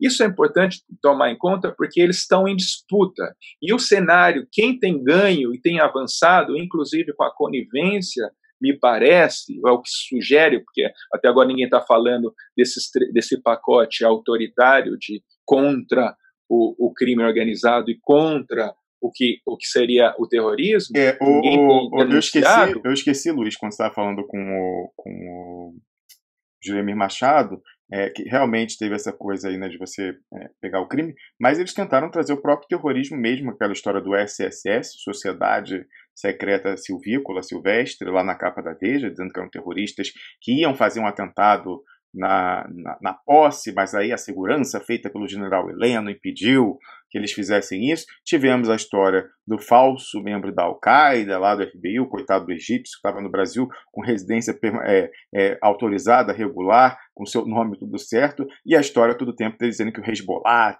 tá? Então o Hezbollah já foi declarado organização terrorista pela Argentina, pelo Paraguai, resto do Brasil, mas já é carta marcada, sabendo que a comunidade libanesa, síria-libanesa, ali na região da Tríplice Fronteira, e outras comunidades síria-libanesas nesses países do Cone Sul, mandam dinheiro para o Hezbollah, porque o Hezbollah lá tem inclusive trabalho social no Líbano. Claro, é a sua própria comunidade no Líbano quem cuida de você, quem vai prover saúde, direitos e tal, você tem meio que corporativo, aí o Felipe na quinta estava falando do corporativo, na segunda, é a sua comunidade, lá é um estado, né, que tem uma pluralidade de comunidades, tem os muçulmanos sunitas, xiitas e os cristãos, e a sua comunidade que vai cuidar de você. Então, se você tem parentes lá no Líbano, se você quer prover de saúde eles e outras coisas, você vai doar para o Hezbollah, que é quem toma conta disso. É um partido com representação no parlamento e no governo do Líbano. Mas eles querem fazer isso justamente para poder pegar e dizer que há uma presença do Hezbollah na tríplice fronteira. Bom, só se essas pessoas quiserem deixar os seus parentes no desalento lá no Líbano e no Líbano, principalmente, no Líbano. Então, você vê que eles estão tentando criar essa coisa, trazer, como aquela do SSS é muito tosca na história de ecoterrorista, forçada demais até para o Bolsonaro. Falou, não, vamos recorrer a essa marca consolidada na mente de todo mundo do terrorismo islâmico. Mas terrorismo islâmico no Brasil? Vamos pegar aí um egípcio que entrou, vamos pegar lá os árabes lá da Tríplice Fronteiras, a questão com o Hezbollah. Então, é por aí que vai, mas a gente vê lá com a definição que eles querem colocar, que vai entrar ato público, ocupação de terra no campo, na cidade, etc., como terrorismo, com muita facilidade, Luiz. Essa estrutura de pressão de determinantes ou dos donos da grana ou das formas de fazer em empresas, no Estado e tudo mais, ou isso que muitos denominam o capital, né, que controlam a dinâmica do Estado, nesse momento de crise econômica, onde o capital está concentrado, ou seja, vamos ver, é como se o dono da lojinha está ligado ao dono do supermercado que está ligado à grande rede. O dono das grandes redes estão em disputa e eles não moram perto da gente. A gente está na lojinha, estamos comprando a lojinha. Quando isso acontece, uma das formas para segurar o tranco, para eles continuarem sendo donos da lojinha, por que eles estão donos do grande capital lá em cima? Estão em disputa com outros donos, que ficaram do tamanho deles. É a crise econômica globalizada que está acontecendo entre Estados Unidos, China e Rússia. Claro que tem outros países, mas a gente generaliza dessa maneira. Então, uma das formas é uma forma de exercício de pressão escalonado, que você pode exercer de cima para baixo e de baixo para cima. Não é por acaso, não, que você cria também o espetáculo do inimigo externo, que você é como a técnica jurídica, você tem um tipo penal, se você fizer isso, você é condenado. Só que aí, em vez de você falar de ações, você fala assim, se você for bobo, se você for terrorista, se você for malvado, e aí você, com os meios de comunicação, em vez de falar que cometeu determinada coisa, você fala, você é terrorista, bobo, malvado. E aí a legalidade perde um pouco a sua forma. É o que aconteceu, por exemplo, na estrutura da Lava Jato. Uma forma de utilização de mecanismos legais, mas com generalizações. Isso é um perigo para aquilo que a gente chama da democracia formal. Ela nos garante determinada dimensão de liberdade e que fica muito mais difícil viver. Só que a crise internacional e esses atores que estão nas cúpulas se segurando, e olha, cada um só está cuidando do seu barco, só tentando se manter por hora. Ninguém tá falando das questões do povo, das dificuldades da classe média que está se empobrecendo no Brasil. E aí eles estão vendendo o Estado não é o escritório dos negócios da burguesia. Então, se está vendendo parte desses aparelhos, o Estado, o escritório está ficando menor. Então é mais difícil ainda uma capilaridade de condições econômicas para as pessoas que estão embaixo. Ou seja, as condições estruturais, ou seja, saiu o Bolsonaro, entrou Lula é eleito presidente da República. É mais difícil fazer o mesmo salto que ele obteve no primeiro e segundo mandato numa outra condição dessa. Talvez seja até impossível. Isso que a gente tem que entender, que agora a gente está num processo muito complicado, que no caso específico do PT, se as pressões no Patriot Act ocorrem e as disputas se alastram entre eles, o que vai acontecer é uma pressão para dentro da sua própria base, ou seja, começar a ter ameaças. Luiz, calma, aí eu tenho que discordar de você pelo seguinte: um dos objetivos do Patriot Act, e talvez porque essa liderança do PT, cooptada não só pela institucionalidade como pelo golpe em alguma medida, estar silenciando, é justamente que o Patriot Act vai dar conta da base. O pessoal de movimento de ocupação em São Paulo, ligado ao movimento lá aí dessas questões habitacionais, o pessoal de luta do PT, esses vão ser enquadrados, o expurgo vai ser na base, não vai ser em cima. Então, Não, mas é isso que eu quis dizer mesmo. Na verdade, a base começa a ser pressionada num processo de controle. Na verdade, é isso. Isso é o que alguns autores, inclusive autores conservadores, como Gabeman, por exemplo, apontam como uma tendência de estruturação do capital que foi inaugurada com o nazismo e com o fascismo. Eu achei que você estava falando que a base ia pressionar o topo. Não, você está falando que o topo vai usar o Patriot Act para se livrar da base. Isso, e aí o poema do Brecht e o caso específico do gueto de Varsóvia como estrutura pode ser repetido. Não é que vai acontecer, mas é um perigo, é um processo que se repete. É um processo que se identifica no campo dos direitos humanos internacionalmente falando, as etapas genocidas. O genocídio, de forma moderna, não é visto mais como um caso de ataque a uma determinada população somente. Ele tem etapas, ele tem níveis que podem chegar à extinção física, mas também tem a extinção da cultura, as formas de sobrevivência, o aumento de subordinação, quase escravidão de uma determinada população. E esse cenário está em avanço dentro do Brasil. Por isso que a forma de atuar, considerando a guerra híbrida complexa e levando em conta os meios de comunicação em massa, ela é fundamental nesse momento. E, além do mais, por isso que é natural que, com o amadurecimento do Duplo Expresso, veja, o Duplo Expresso tem o mesmo desafio que o PT, coesão. Como a gente sofre influência, como todo mundo, da guerra híbrida, as pessoas se dividem pela questão da subjetividade. Então, elas levam pelo lado pessoal. Aí vem o viés de confirmação e representação de coisas anteriores. Porque está ficando mais difícil para elas. É difícil sobreviver psicamente, né? Mas aí elas têm que conseguir... Aí elas viram o Unabomber, né? Querendo implodir por dentro. Aí não dá, Luiz. Aí cada vez mais a gente vale esse debate para a gente escolher qual que é o nosso ponto em comum. É esse. Então, ainda que a gente tenha divergência, agora há pouco eu estava no chat conversando com uma menina que ela falou assim, poxa, mas todos nacionalistas e tudo mais, e eu creio que Jesus vai nos ajudar. Eu falei, poxa, que legal, fé sem obras é vã, porque o que vai concretizar e nos fazer unir é a nossa atuação conjunta. E me parece que essa tendência no Duplo Expresso, por que o Duplo Expresso é tão atacado? Internacionalmente, por mecanismos midiáticos, e também nacionalmente por essas forças, tal qual a dinâmica nacional. Ele é atacado porque nesse espaço está ocorrendo uma composição social, dinâmica, por meio das redes de comunicação, não pelo partido. Os partidos estão engessados por isso que a gente explicou. O PT é o melhor deles, não é o pior. Todo mundo pendurado com o rabo preso. Eles só são um dono mesmo, sabe? É o mais dinâmico, que tem maior capilaridade nesse momento. Porque na verdade, aponta para um desafio nacional.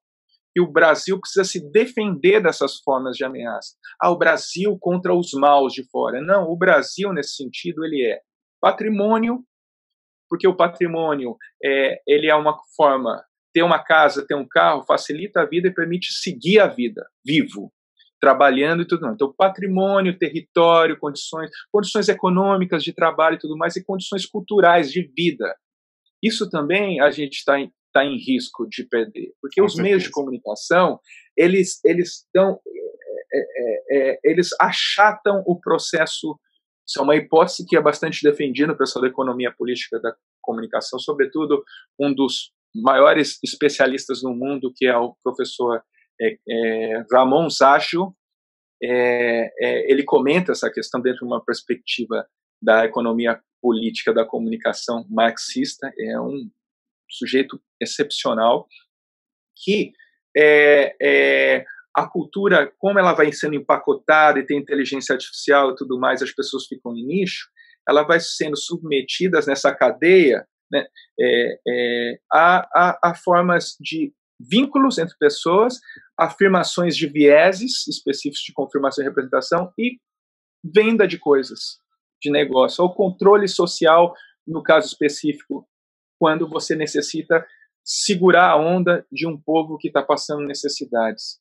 Esse modelo é tão complicado e tão relevante não só para o Brasil, porque se funciona aqui, sendo uma extensão do imperialismo internacional, ele pode ser utilizado para influenciar países da região que têm um menor desenvolvimento tecnológico nessa área de expansão, inclusive de redes e tudo mais, e ele pode, afinal de contas, nós estamos recebendo influência de fora, e ele também pode utilizar o próprio Estado Nacional para gerar uma agenda externa. Veja que o Macron, reagindo à agenda interna, criou um inimigo externo para se redemocratizar na visão das pessoas. Isso só é possível porque os grandes conglomerados econômicos, principalmente do capital financeiro, já se fizeram associados e fundidos com os conglomerados de comunicação. Televisão... Na França, em caráter absoluto, isso já é conhecido. Todos os grandes veículos pertencem à finança, aos grandes grupos econômicos. O exemplo paradigmático é o capital financeiro inglês e o Murdoch, por exemplo. É um exemplo que a gente usa, mas isso é uma dinâmica que tem acontecido muito. Só que agora ela tem uma dimensão superior, porque ela se vincula a técnicas, ela tem uma capacidade de chegar na vida privada de cada um. E uma das grandes questões a serem observadas, e os próprios americanos reagiram contra, porque tem um setor americano que não quer ser tão apertado assim, inclusive que encontra a guarida, às vezes, no próprio Trump, porque é um setor de economia mais, não capital financeiro só, hotel, agricultura interna. Então eles reivindicam um novo desenvolvimento da economia real, né, como a gente, entre aspas, diz, dentro do território norte-americano. Claro que eles estão ali juntos, eles são as elites em tensão, mas ou seja, muitas vezes reagem, mas nota-se que os criados conglomerados de mediação tecnológica, Facebook, Google, entre outros, tem cada vez mais se aproximado do setor financeiro. E eles, como que eu percebo isso? E agora, principalmente com o Facebook tendo a sua própria criptomoeda. Isso é um sinal claro dessa questão, porque uma das crises, uma das decorrências dessa crise internacional é que está sendo colocado em xeque a centralidade do dólar. O dólar, no passado, a economia norte-americana, quando conseguiu, houve a transferência da garantia dos negócios, dos papéis mundializados da Inglaterra para os Estados Unidos, primeiramente isso se fez garantindo com o ouro. Inclusive, o ouro, para garantir que os negócios não saíssem de mão, quem controlava o ouro não eram nem os americanos, eram os ingleses numa caixa forte dentro dos Estados Unidos. Com o passar do tempo, a ampliação, a especulação, é o que na lógica econômica alguns autores chamam de estafa Ponzi, que é como se fosse não lembro o termo em português, é como aquelas cadeias que você vai pôr no dinheiro, chama mais pessoas, e aí depois chama mais pessoas, pirâmide, você faz dinheiro. Esquema de pirâmide. Pirâmides econômicas, essa mesma lógica, o capital norte-americano que se expandiu buscou outras alternativas. Inclusive, quando ele busca outras alternativas, ele busca outras garantias através de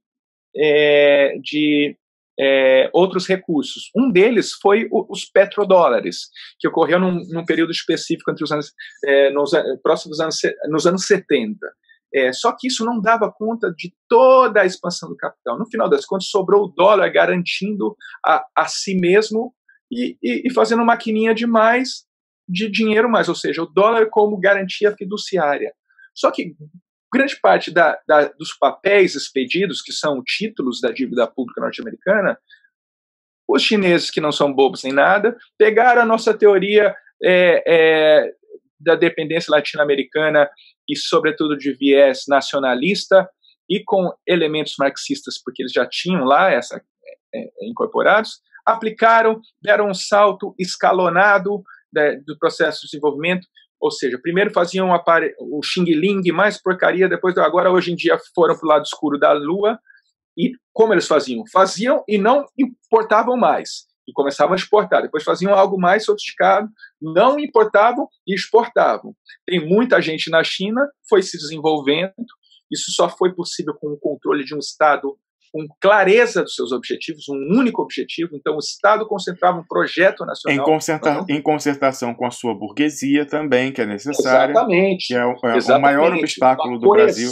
Uma coesão muito grande entre as elites políticas, as elites, e é o que a gente não tem agora. Nossos estados, a sociedade brasileira está estruturalmente em decomposição e disputas. Quem sofre mais é cada vez mais quem está na cadeia de baixo, que pode ser ameaçado na sua privacidade, pode ser preso injustamente, pode ser ameaçado nas instituições que antes militavam e acreditavam, pode ser um professor universitário cada vez mais menos comprometido com questões que mudam a sociedade, muito mais manter no seu emprego, até que a universidade deixe de existir, se privatize. Já até que a estabilidade do funcionalismo público acabe, Luiz. A gente está aí na boca para acabar a estabilidade do funcionalismo e a pessoa ser simplesmente demitida.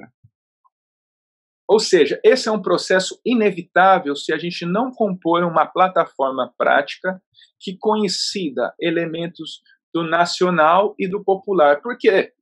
Nacional, uma plataforma clara de defesa contra esses ataques, e agora que também são de tecnologia, e não só de tecnologia para ganhar dinheiro e colocar dinheiro dentro do país, não, para não acabarem com a nossa cultura nacional que permite a gente ter território e unidade nacional, ao ponto tal eu ia falar isso, que a gente pode pedir para o outro invadir o nosso país. Exatamente. Sem perceber. Eu ia falar isso entre o Mário Maestre e a Angélica Lovato, que eu já ouvi uma vez uma provocação, não lembro quem foi que falou isso, mas que quem integrou o Brasil foram a Emilinha Borba, na Rádio Nacional lá do Vargas, e depois a Xuxa na Globo.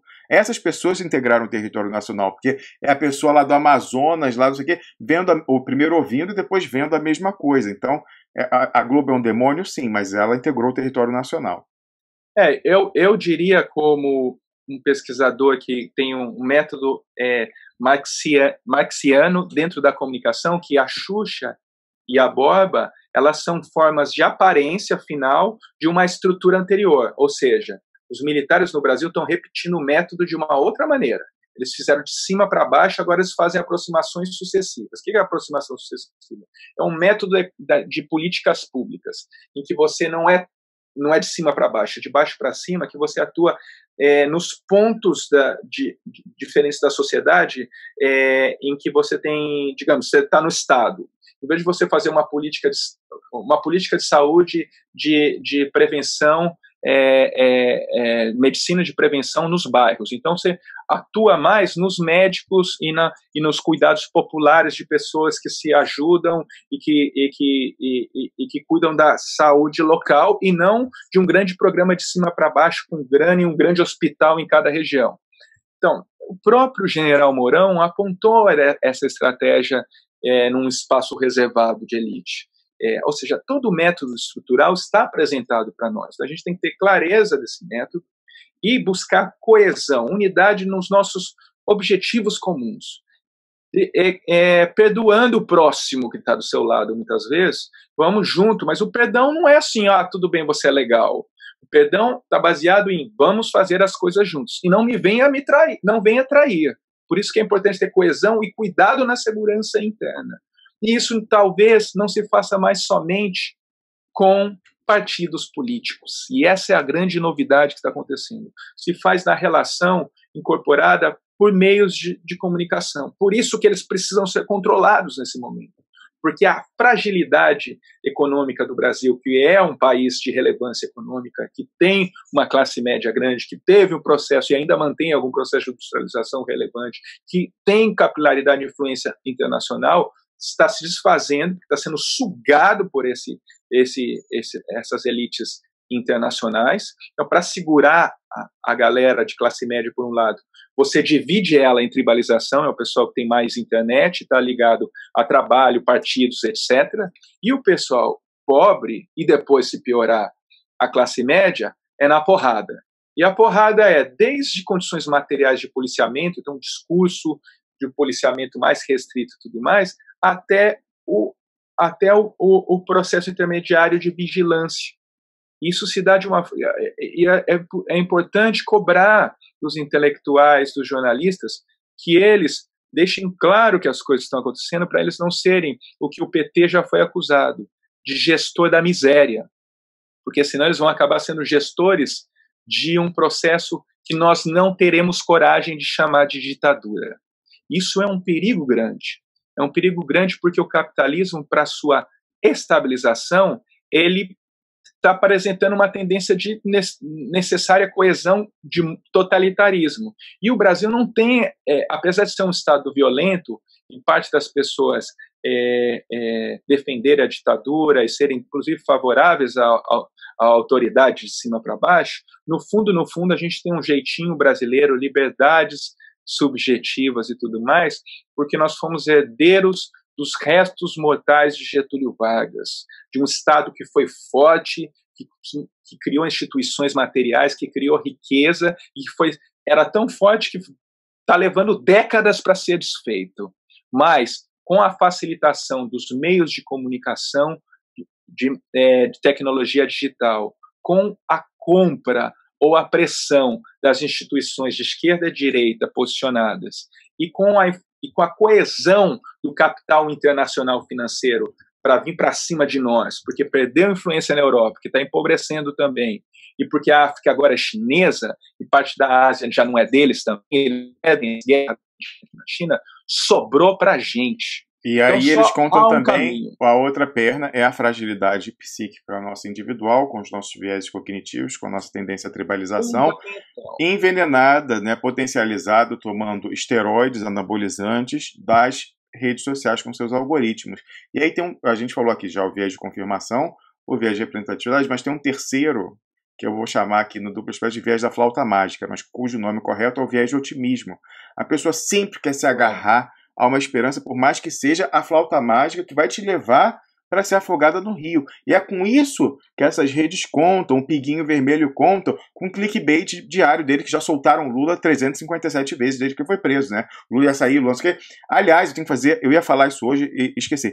Essa convicção de que o Lula vai ser preso, vai ser solto nesse mês, está disseminada a tal ponto no PT e no entorno do Lula, que até a cozinheira preferida dele já foi de Brasília para São Paulo, dizendo que vai cozinhar essa semana lá o prato para o Lula. Para você ver como a flauta mágica está disseminada, e isso me chamou a atenção quando eu vi a entrevista e comentei até na terça-feira com o Pepe Escobar, o estado mental do Lula, que estava muito diferente de todas as suas entrevistas, um sorriso, a brincadeira, a irritação menor, que me pareceu ali, e tinha uma mudança de expectativa, fui conversar com pessoas próximas ao processo, falou, realmente há uma expectativa de mudança, reversão, etc. E aí chega essa confirmação por fonte que até a cozinheira do Lula já foi de Brasília para São Paulo dizendo que vai cozinhar. Então estão com essa certeza. Mais uma vez, a gente pode afirmar que vai ou não vai? Não podemos. Falamos aqui de algumas hipóteses na terça-feira e até uma pessoa fez uma participação no Superchat que eu vou me permitir ler agora, o Fernando Albuquerque, e Fernando, a gente caminha para a conclusão, que já vai dar 4 horas. Olha só. Falou o seguinte, o Fernando Albuquerque fala, a tese que o Piero Leiner esboçou no Duplo Expresso essa semana é intrigante. O maior troféu do golpe até agora é a prisão de Lula, mas sua cooptação seria muito maior. Eu até acho que essa não é a mais provável. Então eu apresentei naquela altura 3 hipóteses, que era o quê? Uma é mais uma flauta mágica, que não vai se confirmar, para você mais uma vez golpear o moral do Lula e o moral da militância. Cada vez que acontece, que o pessoal acredita que não acontece, uma leva fica em casa e não volta mais. Eu vejo isso numericamente, número de acesso, desde que eu estou no GGN, eu vejo isso. Cada vez que o pessoal lança não vai ter golpe, Lula não vai ser preso, Lula vai ser o candidato, temos os votos na Câmara, temos os votos no Senado para barrar o impeachment, não vai passar sei lá o quê, o Haddad é Lula, Lula é Haddad, ele vai ganhar a eleição. Cada vez que o pessoal acredita nisso e vem a frustração, uma leva, eu não sei quantificar, mas uma leva vai cuidar da sua vida. E é com isso, com essa desmoralização, né, de tirar o moral, nesse sentido, desmoralização, tirar o moral do combatente, que eles estão jogando essa flauta mágica, é importante para isso também, não só para te pacificar e fazer com que você não faça nada relevante, mas também para no longo prazo te tornar cínico, depressivo, e que você vai cuidar da sua vida e pare de atrapalhar a manipulação da política. Então, primeira hipótese, ser mais uma vez a flauta mágica para golpear o moral do Lula e também dos seus apoiadores. A segunda hipótese é eles usarem o fantasma Lula naquela dinâmica de cismogênese para forçar uma coesão da direita, mais uma vez, a galvanização do apoio nesse grupo que está aí. A gente está vendo que eles já estão sofrendo, né, quedas em popularidade, etc. Para preservar aquele núcleo duro, nada melhor do que você surgir com o anti, né, o outro polo da cismogênese, aqueles dois opostos que são opostos, mas se fortalecem reciprocamente. Então, quando um sobe, o outro também sobe, quando um se enfraquece, o outro também se enfraquece, que são, nesse momento, o Lula e o anti-Lula, que agora é ocupado pelo Bolsonaro. Então, essa é a segunda hipótese. Vai dizer, ameaça que vai sair, não sai, ou até sai, e aí depois é preso logo em seguida com a confirmação da condenação do sítio no TRF4, tá? Aí a qualquer momento. Também a previsão era para setembro. Veja que setembro é o mês, né? Setembro é o mês. Então, essa ia a terceira hipótese minha era, eu não lembro agora qual que eu tinha falado, mas a do Piero, né, que o pessoal falou que é a quarta hipótese, é essa do Lula sair no esquema, que ele continua com a faca no pescoço. Primeiro, a faca, óbvio, voltar para a cadeia. Segunda, a faca que até hoje está no pescoço dele, que é nós irmos finalmente atrás dos seus filhos. Isso já está, gente, assim, está mais do que claro nesse vazamento que eu mostrei do Sérgio Moro, falando com o Dallagnol do caminho, né, do mapa da mina que o José Eduardo Cardoso tinha dado para ele ir atrás dos filhos do Lula. Fora isso, um dos filhos do Lula, salvo engano, é o Fábio Luiz, está também lá com a faca no pescoço no processo da Lava Jato em Brasília, na mão do juiz Valisney. Então, essa, para mim, eu acho, e até pelo que eu conversei com algumas pessoas, a razão preponderante, a que contou ali no final para o Lula aceitar e se entregar e pular em cima da granada, foi a sua família, né? Aí algumas pessoas podem se frustrar. Já tive a oportunidade de discutir isso com o Nildo. Ele falou, mas ali então ele não foi o grande líder político, porque o Vargas se matou. Tá, mas ninguém ia atrás da Alzirinha. Alguém ia atrás da Alzirinha, do beijo Vargas, não me consta, né? Quem tinha relevância política era isso. Agora, os filhos do Lula são irrelevantes politicamente, né? Ia ter alguma coisa, dizer, saiu no WhatsApp e tal. Agora, eles são a alavanca máxima para o próprio Lula, que esse sim tem enorme relevância política. Então, o Lula é a alavanca para manter a coisa como está, de uma maneira que você possa discipliná-lo. O que ele fala é não sair muito, né? Não ser muito disruptivo o que ele fala, e, por sua vez, os filhos são a alavanca do Lula para mantê-lo nessa situação. Então, ele sair nesse contexto, essa era a minha terceira hipótese. A minha hipótese era essa, ele sair e ficar quieto de boa lá com a história que ele falou, que quer casar lá com a tal da namorada, ir para o sítio, que tem um sítio que é dele mesmo, lá na represa Billings e tal, e o Lula ficar sendo o Mandela aposentado, né? Essa é a terceira hipótese. E aí a quarta, que é a do Piero, é a do Lula sair no esquema que o José Dirceu saiu no ano passado. Sair para preparar o PT, né, consolidar a transição no PT. Então, imagina se saiu o Lula, essa era a hipótese do Piero, saiu o Lula dizendo que o candidato dele para a presidência do PT é o Paulo Pimenta, que ele mudou de ideia, que é o Paulo Pimenta agora porque ele quer construir um consenso no partido. Então, nem o Paulo Teixeira, nem a Gleisi Hoffmann, agora o nome é o Paulo Pimenta. E aí, depois disso, sim, ele se retira e vai lá ficar com a tal da namorada no sítio. É uma hipótese. Então, está colocando, não sabemos qual é. Aí eu discordo do Nildo, porque o Nildo falou, ele não foi um líder. Tudo bem, né? Coletivamente seria bom que fosse a pessoa que vai para o sacrifício, que, como Stalin fala, Hitler está com meu filho, mata ele, sem problema nenhum, a guerra continua. Coletivamente, sim, mas individualmente, eu nunca vou me permitir fazer esse juízo moral. Eu tenho empatia demais para fazer isso, e acho que se tivesse no lugar dele, faria a mesma coisa. Pensaria na minha família antes de pensar nos 210 milhões. Somos todos humanos, demasiadamente humanos. Então, lamento pensando na coletividade brasileira, mas compreendo, no lugar dele talvez tivesse feito a mesma coisa, e talvez até, né, se estivesse sendo ameaçado, falando, olha, sai e fica quieto, então sai e consolida a transição no PT para o PT do golpe, para o MDB da nova ditadura. Talvez, tendo meus filhos ameaçados no Brasil da Lava Jato, que não precisa de prova, não precisa de culpa de nada, a pessoa vai presa por tempo indeterminado, talvez fizesse isso. Não sei se o Lula fará isso. Mas, assim, são hipóteses que a gente tem que manter. Agora, o que é certo é que, como eu falei, há essa convicção, e até a cozinheira já foi para São Paulo dizendo que vai cozinhar para o Lula. Eu ainda acho que o mais provável é ele ficar preso, é ser a flauta mágica. Ou o segundo mais provável para mim é usar como fator de coesão, e se sair é para voltar imediatamente. Agora, essa outra hipótese também fica aí como uma das variáveis. Luiz, para concluir o programa.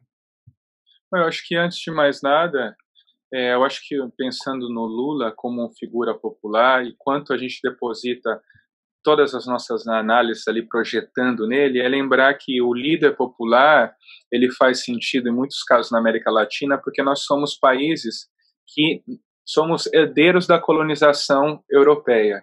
Então a gente não se completou, e tudo que a gente foi fazendo como Estado, como negócios, foi associado à influência desses colonizadores, como mesmo, repetindo o exemplo, os ingleses deixaram de ter a centralidade imperial das colônias, mas transferiram parte da sua atuação enquanto elites internas para os Estados Unidos. Ou seja, também se dividiu o poder em outro campo, mas não deixaram de atuar com controle. E essa história das elites que você vai verificar em outros momentos da humanidade, diferentes locais, é próprio da dinâmica da humanidade. Aqui o líder, ele pode ser um líder disfarçado, um líder midiático, que por trás tem uma máquina autoritária para levar o comando, foi a tentativa do Collor, quizá seja com a estabilização o modelo Bolsonaro, mas também você tem as figuras de liderança popular que são voz de diferentes demandas da sociedade que é oprimida, ou de setores de classe média, que é o populismo latino-americano.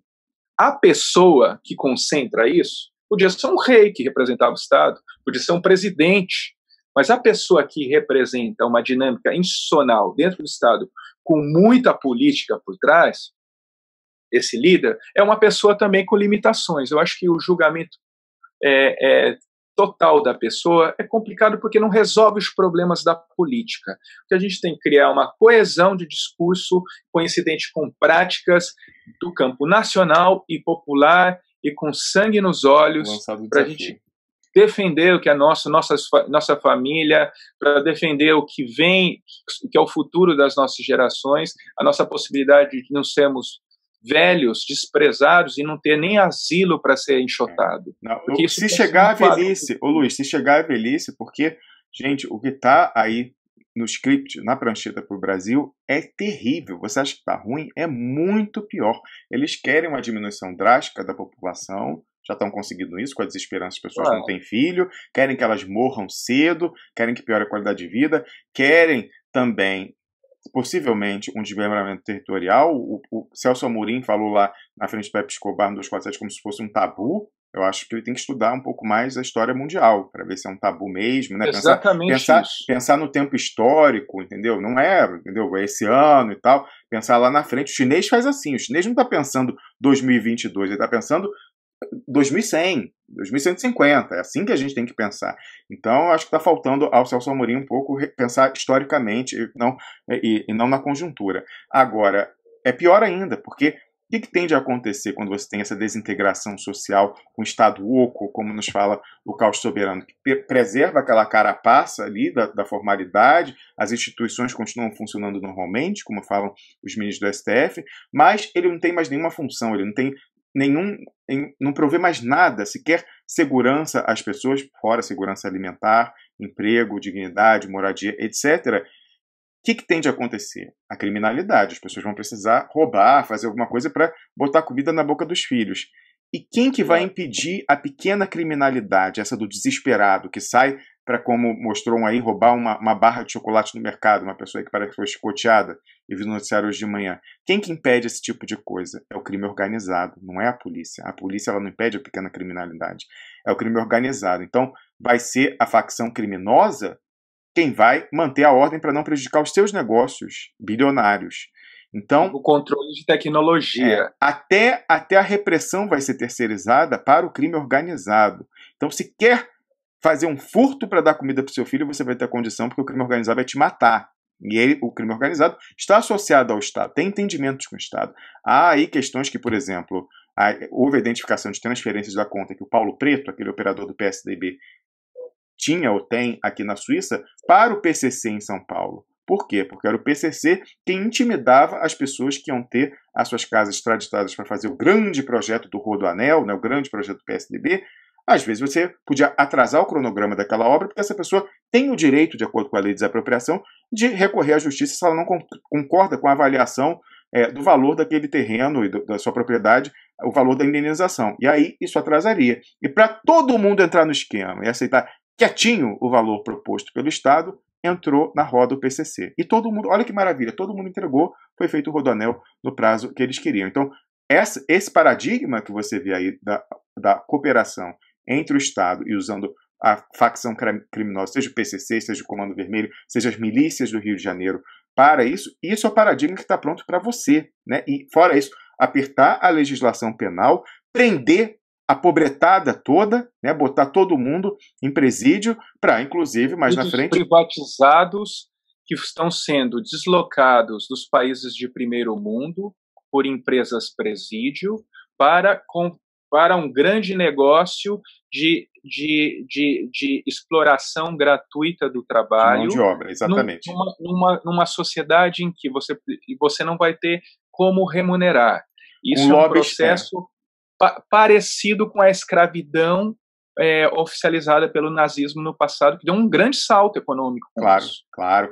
Com um lobby fortíssimo, representado no Brasil pelo Rudolph Giuliani, lá aquele do Tolerância Zero, ex-prefeito de Nova York, representa essas empresas, né, e em outros países da América Latina também, esperando, chegou o João Dória dizendo que o projeto dele era privatizar os presídios, aumentando, você vê a legislação penal do Moro endurecendo, e um projeto de lei para aumentar o tempo máximo de prisão de 30 para 50 anos, apresentado pelo mesmo autor do Patriot Tabajara, o PL 2418, o deputado José Medeiros, vice-líder do governo na Câmara. Então, aumentando o tempo para iniciar a progressão de regime, de hoje de 1/6 para 3 quartos, 3 quartos ou 4/5, uma coisa assim. Aumentando então de 1/6 para você poder progredir para 3 quartos ou 4/5. E fora isso, você podendo ficar até 50 anos preso. É toda a sua vida útil. Você entra com 20 e você só sai morto. Então, assim, é para você ser um escravo a vida inteira, é sua mão de obra explorada. Eles certamente vão passar isso, né? A compulsoriedade do trabalho. Hoje em dia é um incentivo. Você trabalha, aí a cada 3 dias, perde um na pena, algo parecido com isso. Não.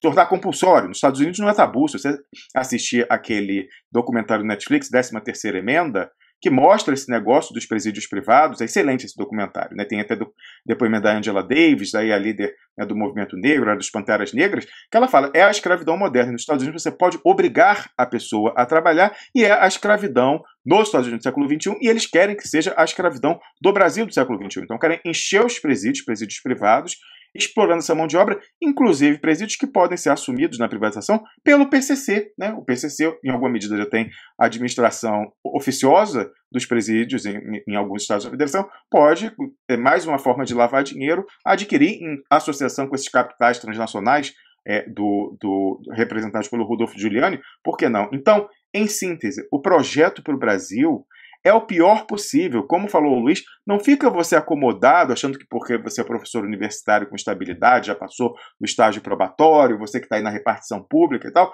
vai acabar, isso é uma miragem. A luta é agora, a luta é hoje, o projeto é Mad Max. O projeto é Mad Max. Ou você faz alguma coisa agora, e a luta vai ser duríssima, com um prognóstico, vamos ser honestos, assim, é desfavorável a gente. Davi às vezes derrota o Golias, mas o Davi tem que ter coesão e muita força, né? E o Davi tem que ser, no mínimo, um pouco temido pelo Golias, porque esse Davi sedado que a gente tem assistindo Netflix, esperando, né, o golpe chegar, esse é brincadeira. A gente perde por WO. Pelo menos vamos fazer uma luta bonita, né? Sair do telecat e fazer uma luta de verdade.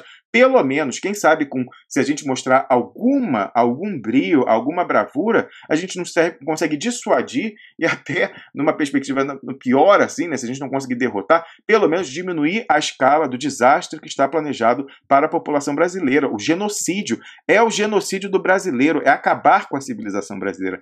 É isso que está colocado. Ou a gente faz isso, ou acabou o Brasil enquanto esse conceito, enquanto esse conjunto de afetos políticos, jurídicos, sociais, culturais que nos unia. Acabou. É isso. Quantos exemplos há na história disso? Celso Amorim, vai olhar, vai ler aí um atlas da história da humanidade, por favor, alguma coisa assim. Eu adoro ficar lendo aquelas coisas da história da humanidade, porque vai ler, não é tabu nenhum. Né? Era tabu medidas unilaterais pelos Estados Unidos no comércio internacional, né? Criou-se a OMC para que não houvesse isso. Olha aí o Trump. Então, não tem essa não, Sudão do Norte, Sudão do Sul, a Líbia, o que aconteceu. O Brasil é grande demais envolvido. O Brasil também era grande demais desenvolvido para ter golpe, não era? Não era isso que a gente falava? Não era com essa premissa que eu comecei a fazer o meu PhD aqui na Suíça e me ferrei? né, me fudi, desculpa, porque exige o palavrão, foi com essa premissa de que o Brasil era grande demais, que tinha instituições sólidas, que resistiu ao teste definitivo de estresse para sua democracia com a transição de poder para o PT. Pois é, eu também achava, e alguém hoje, foi o Jeremir Machado que falou, né, a gente tem que ver que a história não é linear, essa ideia do progressismo. É verdade, eu pelo meu viés de idade achava, porque no meu tempo de vida só foi para frente, eu fico parado, que só podia ir para frente, e eu já aprendi no meu tempo de vida que não, que pode ir para trás. Então, por exemplo, o Felipe Quintas deu mais sorte, ele é mais jovem do que eu, e no tempo de vida dele já aconteceu. Ou, sei lá, eu dei mais sorte, fiquei mais tempo podendo acreditar que a história era um caminho para frente? Sim, mas agora já sabemos todos que não. Então, não para, a gente não chegou no fundo do poço necessariamente. Cabe a nós agarrar a parede do poço, a gente está caindo ainda, e começar a escalar, né? Isso é fundamental, isso é fundamental. Últimas palavras aí, Luiz, para encerrar mesmo, que a gente já passou de 4 horas. 2 exemplos da história universal que valem a pena serem observados.